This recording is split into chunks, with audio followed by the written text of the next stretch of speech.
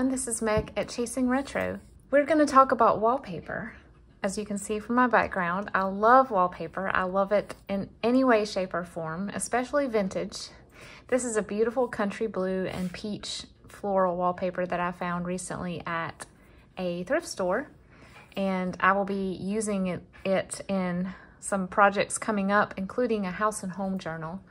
But I wanted to show you 9 different things that you can do with wallpaper today in this video. Some of them are probably things that you know already. Maybe 1 or 2 of them will be new to you. I don't know. If you're new to junk journaling, that's probably more likely. These are just things that you can use over and over, and every time you change your wallpaper pattern, it creates a new look, even though it's the same type of item. First, I wanted to talk about how to obtain wallpaper. There are numerous ways to find it. Some of it is free, some of it not so much. The best way to get free wallpaper is to call your local wallpaper and paint stores. Sherwin-Williams is near me, and they still sell wallpaper and they still have the sample books out. Once they are expired, they throw them away most of the time. So if you are able to call and get it at the right time when they're about to expire, and it doesn't really matter, it's not like a year-end thing. The books that I have here that I got from them expire every month of the year, so it's not like you wait until December 31st. Just keep calling. Become friends with the people. Go up there, give them your name, put it on a Post-it note, let them put it at the register, and eventually if you tell them that you use it for art, mixed media, making books and stuff like that, a lot of times people are very excited to hear that, and they are more likely to call you, take the trouble to hold it for a day or two, so they won't have to throw them away or put them in a landfill or whatever else they have to do to get rid of them. So just keep calling. I know that a lot of places have only digital wallpaper books. You know, you have to look online, or a lot of people just order everything online. So I feel like wallpaper books are becoming less and less common, and they're harder to obtain. But if you can get some, that's probably the best way to do it, is become friends with your local paint and wallpaper stores. I found that big box stores like Lowe's and Home Depot, at least near me, don't offer them anymore, don't have them at all. But you can, some of the more small locally owned shops occasionally still have the counter books available.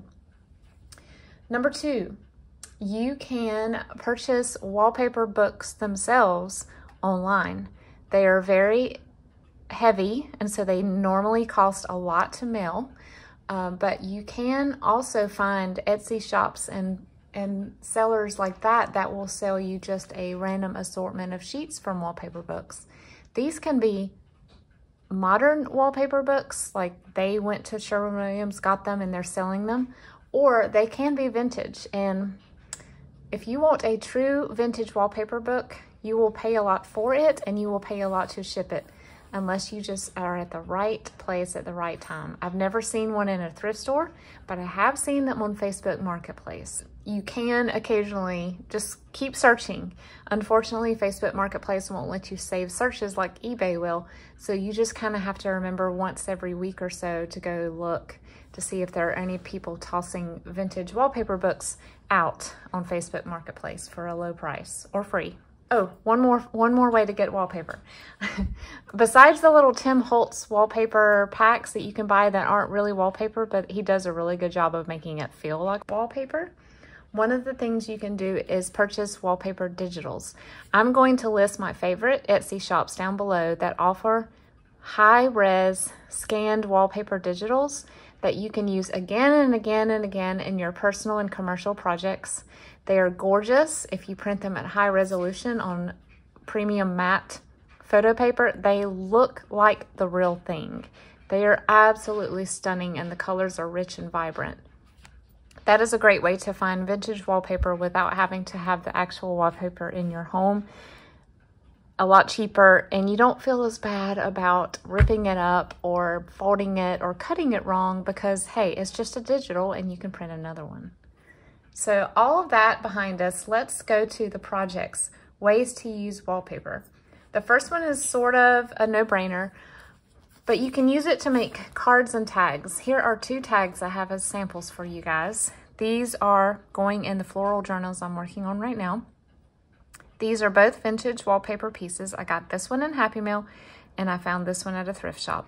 So all I do is I either glue them with a glue stick onto file folder or white cardstock. And then after I do that, I use a template of a tag and cut around it to create more tags. I have several templates in different sizes. Then I make sure nothing is flipping up, you know, because sometimes glue sticks, you just can't get every square inch. So I glued those back down, usually with a liquid glue. I let it dry completely. Then I take it to my sewing machine and I stitch all the way around just to secure it, and it gives it a finished look. After you do that, you can leave them as is. They're gorgeous like that. Or if you wanted to, if you have some white space, you could decorate it. You could add a sewing pattern lady. You could do, you know, another floral image. Here's one right here. This is probably not going to match, but you can start layering designs on top and create a multi-layered tag.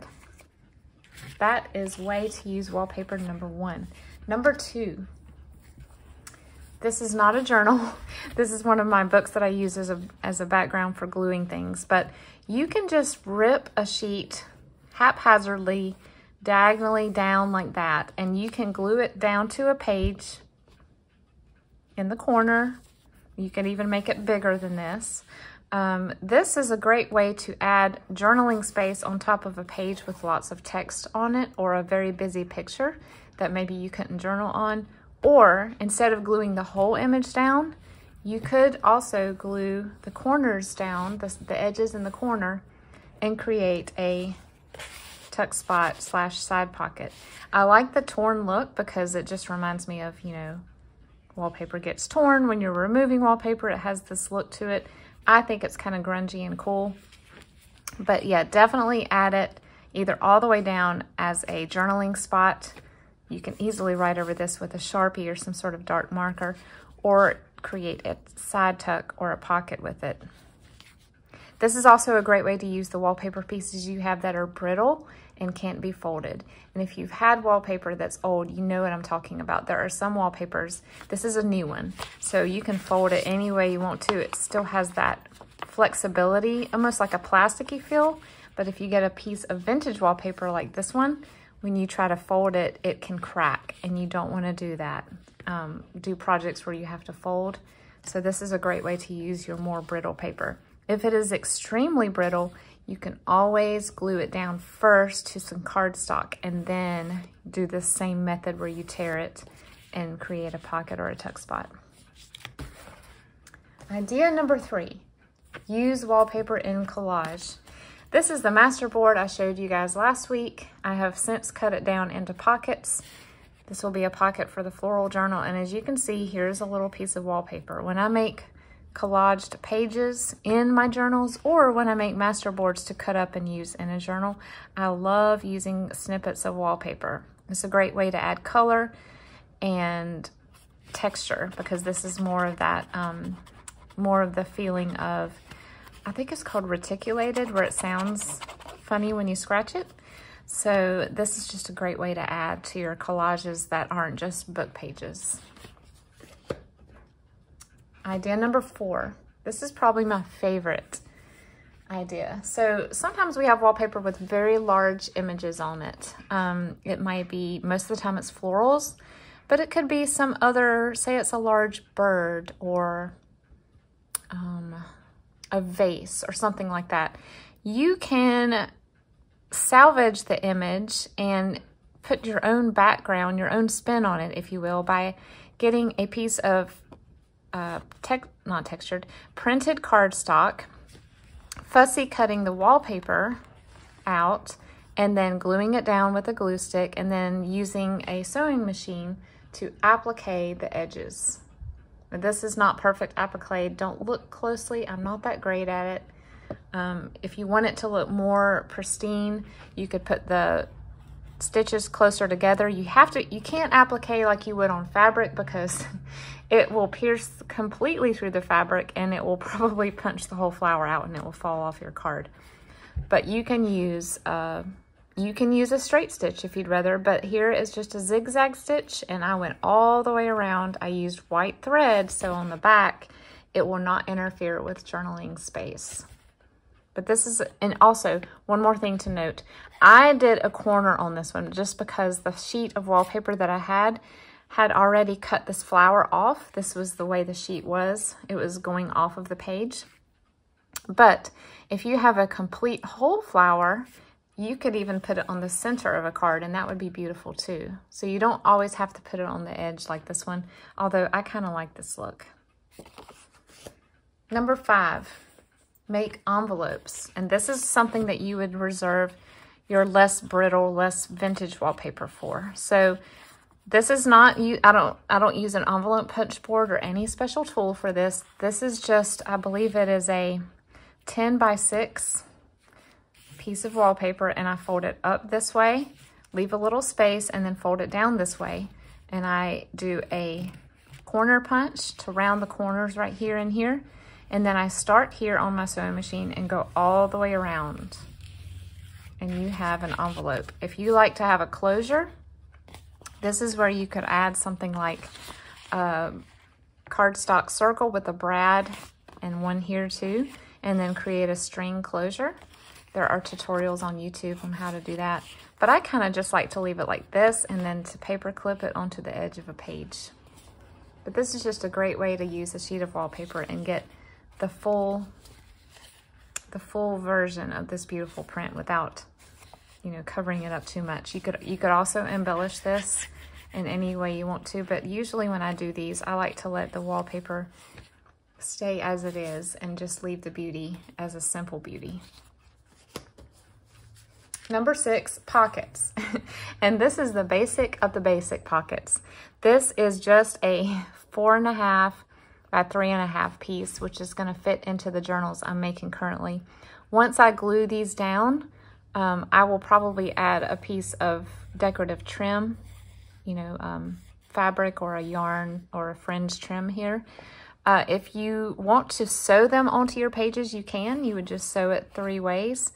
A lot of times, I like to sew this and then glue it down to the page so it creates the look of being sewn down, but it doesn't pierce to the other side of the page and interrupt what you have going on there. But this is just a very simple way to use wallpaper, just as a basic pocket. Also, if you wanted to, I don't have it in front of me. Yes, I do. You can create a pocket divot, if you will, if you wanted to do that. I chose not to on these because I want to be able to put trim closer to the top. But you can do that if you'd like to also. Number 7, I have to show you a journal for this one. This is very, very basic, but you can use a wallpaper as a page. So here we go. This is a page in a kitty cat / fall theme journal that I have. And this is modern wallpaper. It's textured, it's sort of a rust color. And I've used it as a page, as you can see on the back. I put a tuck spot to cover up some of this white background because you can't really do a whole lot with it otherwise. But on this side, I have just appliqued a little image that I cut out of a children's book. And it's a simple page. You could write on this with a Sharpie or something, or you can attach a photograph.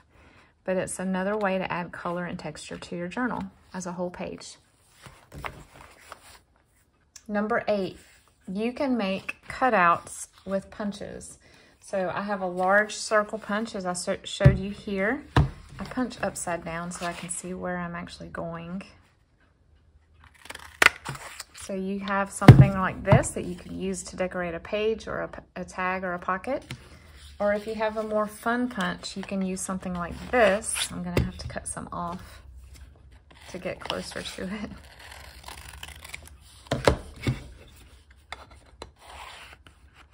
I want to get that rose right there. So I just punched this out with my scallop and I have a beautiful embellishment for a page. You can do this on any wallpaper you want, even if it's just a tiny print, but I think it looks best on things that have, you know, the focal images that you can zero in on and use as your focal for the middle of the circle.